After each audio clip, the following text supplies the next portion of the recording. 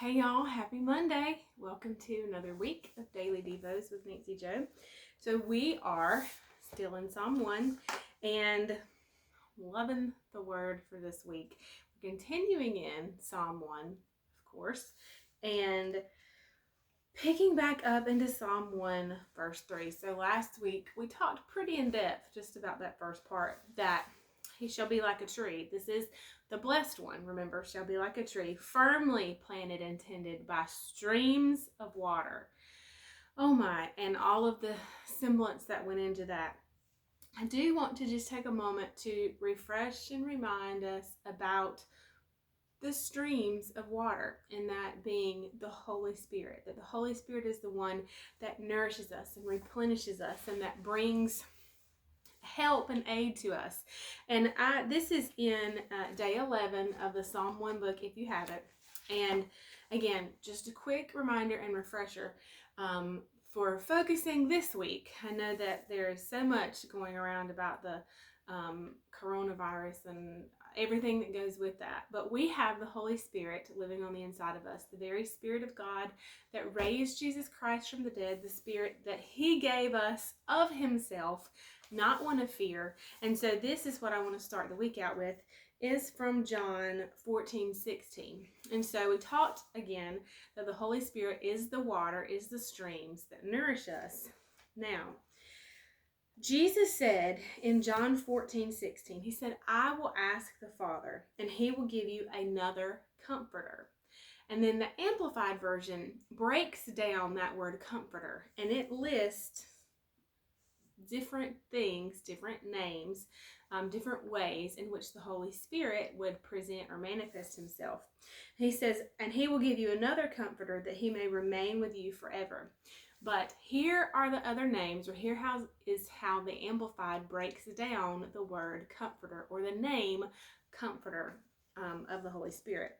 It says, I will give you another comforter, counselor, helper, intercessor, advocate, strengthener, and standby. And then he goes on to say in the next verse that He, the Holy Spirit, is the Spirit of truth.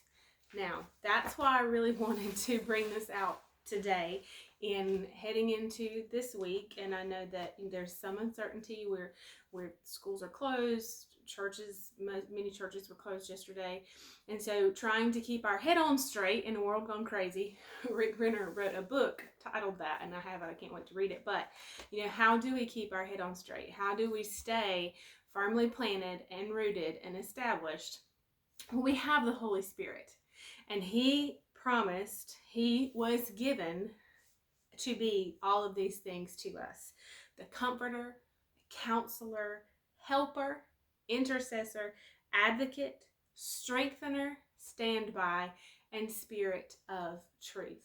And so as you may hear things this week, as we go about our day, that we would lean on the Spirit of truth to give us revelation, insight, knowledge, understanding, that we would operate in the wisdom of God, that we would hear and be sensitive to our Father's voice, all things that we have been talking about.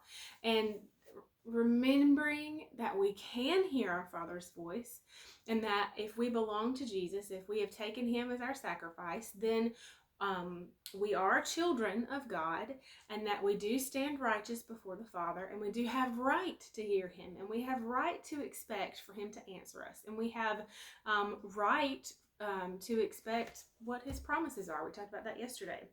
But lean into the Spirit of truth.